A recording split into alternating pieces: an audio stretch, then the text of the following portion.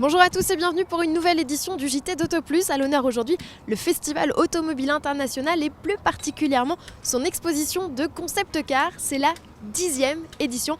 Alors que se cache-t-il sous la tente qui se tient juste derrière moi? C'est ce que je vous propose de découvrir sans plus attendre. Allons-y.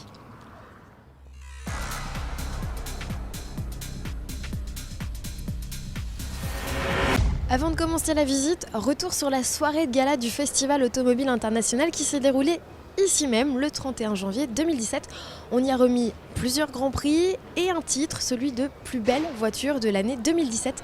C'est l'Alfa Romeo Giulia qui a reçu cette distinction, la 40e depuis le lancement de la berline italienne en 2015. Les 150 000 internautes l'ont préférée à la Citroën C3, au Peugeot 3008 ou encore au Renault Scénic.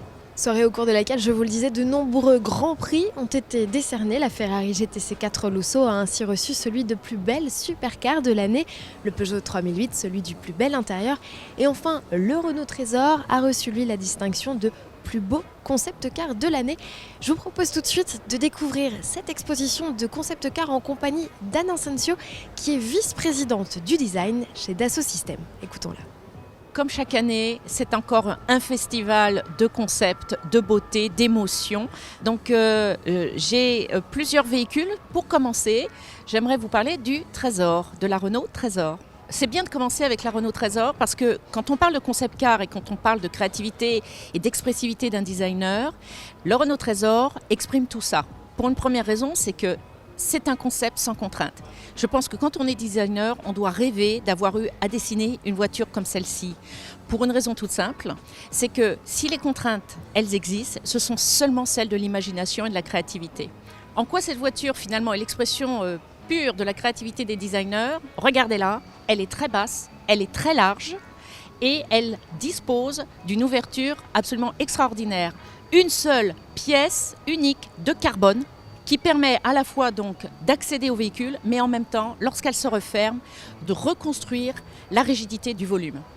Cette voiture, l'Aérosport, ainsi que tous les voisins, dans les années 30, c'était l'expression justement de cette créativité basée sur les éléments de la science, la progression de la science. Ce que vous avez ici, c'est la transcription du Trésor, mais dans les années 30. Donc le parallèle est assez saisissant, puisque vous avez ici une voiture qui n'a absolument rien à voir en proportion, des très grandes roues, une ligne de ceinture très haute, mais ce qu'on retrouve, c'est toujours un intérêt particulier porté à l'habitacle automobile et la façon dont il est représenté. Mais regardez la différence, et c'est ici au festival que vous pourrez le juger par vous-même. Ce qu'on découvre ici, c'est un véhicule très sportif. C'est la DS Performance, quelque chose qui exprime une sorte de dynamisme tout en essayant de nous séduire. Cette voiture est particulièrement agressive et particulièrement ciselée.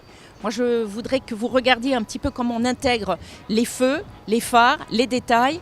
Vous avez quelque chose qui est pratiquement du niveau de ce que l'on retrouve peut-être dans la création et la joaillerie. Ce qu'on peut faire comme parallèle, c'est qu'on a commencé avec la Trésor, qui est un véhicule qui exprime finalement la créativité du designer libéré, complètement sans contrainte.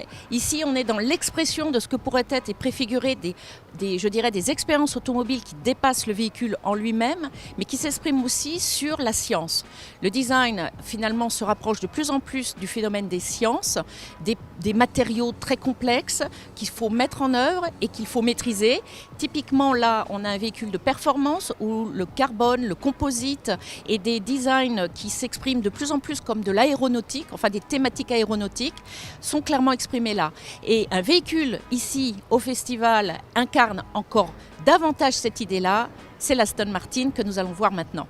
Cette Aston Martin préfigure la supercar qui arrivera je ne sais quand, mais là vous avez le concept, un concept qui s'exprime dans la pure expressivité de ce que j'appelais donc le design scientifique. Comme vous le savez, pour les avions, l'aérodynamique est très prépondérant dans le design extérieur. Là, c'est le cas pour ce véhicule.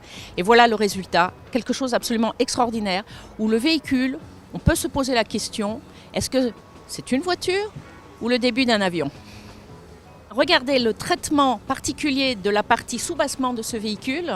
Vous viendrez voir ici, vous avez finalement une roue avant complètement indépendante et un travail de sous-bassement qui est vraiment de l'ordre de l'aviation.